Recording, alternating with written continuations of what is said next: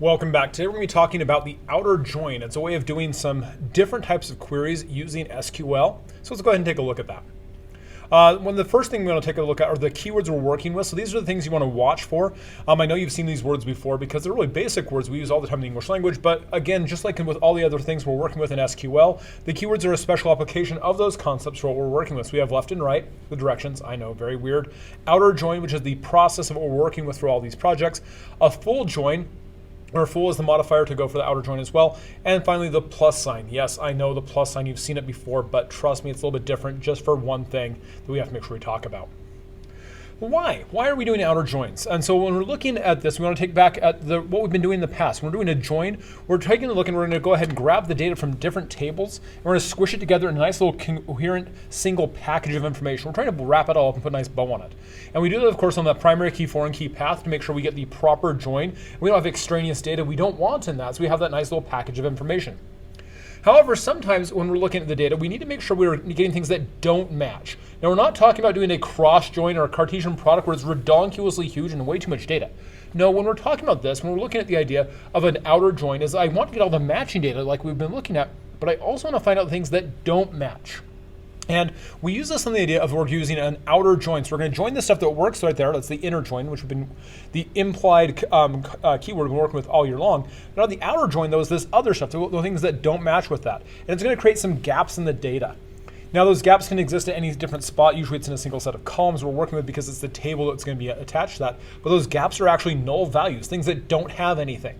And those gaps are there. We're going to use them to identify inconsistencies in the data or patterns in the data. This is a great way to actually look at data sets and identify, hey, wow, I see there's a gap here, here, here on these rows. What does that gap mean? This is a way we can actually use the idea of using a query to generate information and generate knowledge from something rather than simply just getting the actual data itself. It's a great way to learn from something. And the way we do this is just like when we're looking at art and architecture, those gaps represent the idea of like negative space. And so they're guiding our eyeballs to look at something in over here or over here. And we should use that to identify and look for patterns we can use to help make a better decision and make better questions about what we're looking at. And so the use of an outer join lets us identify gaps in data and use those gaps to help identify questions or answers that we need to address inside what we're working with. So I've got the cute little abbreviation LODGE. Now I know it's just really easy. It's just we do left outer joins most of the time because a left outer join, when we're talking about that, we have the first table, which are from, or if we're doing really compound structure, it's where we're grabbing and using multiple joins, but we're putting it all together and we go on to something else. And so the left outer join is talking about the left side of the Venn diagram.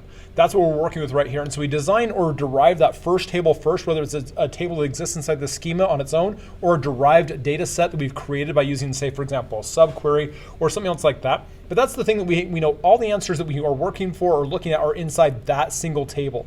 That has all the right part of the matching information. And then we're going to do the outer join to the other tables, the right-hand side of that equation, and that's where we'll see the gaps in the data itself. So most of the time we'll be using this as a left outer join. You can do any left outer join, just swap around and be a right outer join, just put the other table on the right-hand side or the secondary table in there. It'll do the same exact query. That's not what we're looking at, but we can make that happen with this. And so we're using it to identify what is not included. So the table on the left, the first table is what has all the values. And then the right outer join, the table on the right, or the secondary tables where we are missing those values. And that's what we're working for with that.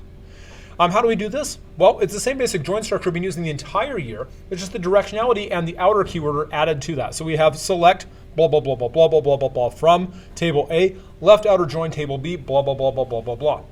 Select table A, blah, blah, blah, right outer join table B, blah, blah, blah. So it's the same exact process we've been working with. We just have the directionality in the outer keyword. As we're doing that, we'll still have the on clause we use to identify that information and go and put those things together. But that's just the basic structure we're working with on that. So we have a couple of demo queries we can use for that. These are things we've actually done in class as part of our assignments, but just modified to be formed as an outer join.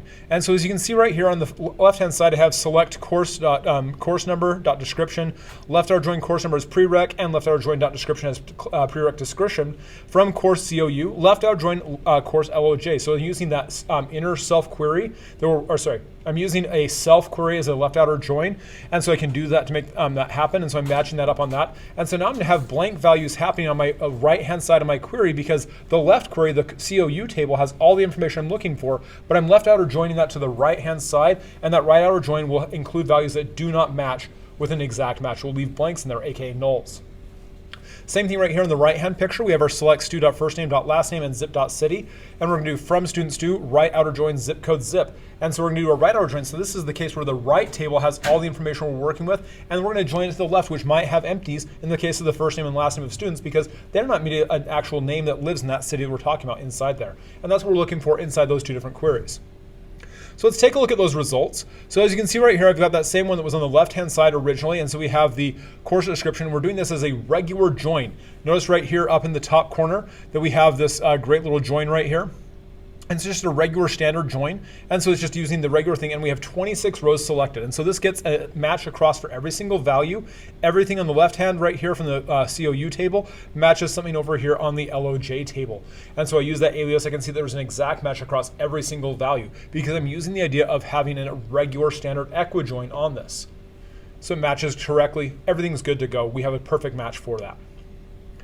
But when we do it as a left outer join, let's take a look right here. You can see on line that's highlighted, we have 145 and 146. Internet Protocols has a prerequisite operating systems.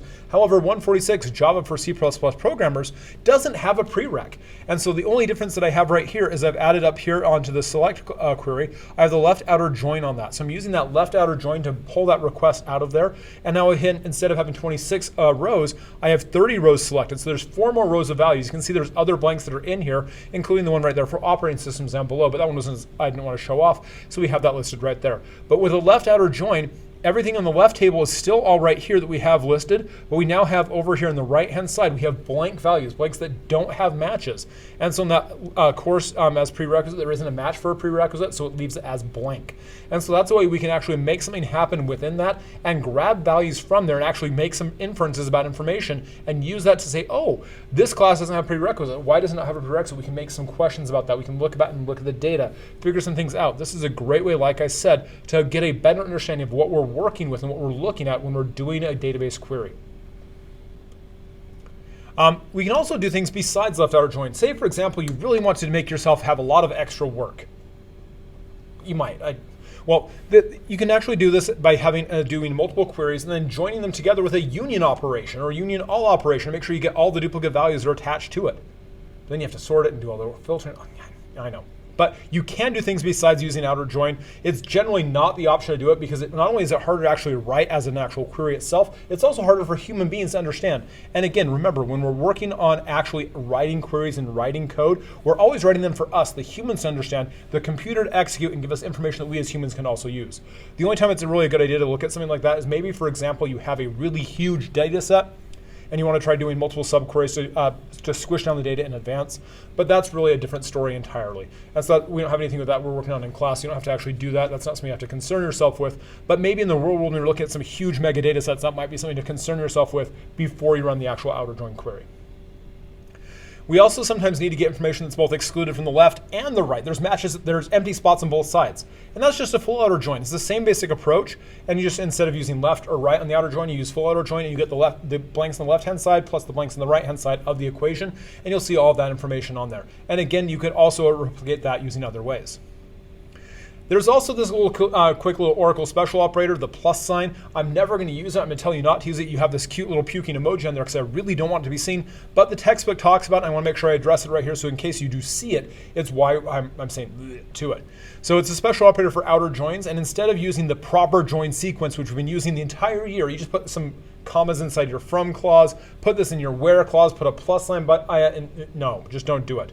But it does exist. It's out there, and we're not going to use it, but I do want to make sure I address it for you because you'll see it in the textbook. The textbook talks about it, gives some examples, but we're never going to use it. I don't want to see you using it, but I want to make sure you understand that it's something that's on there because it's a poor use of structure and it's something to handle some old backwards compatibility with bad versions of Oracle. We have better versions. We have better code. We'll run it better for there.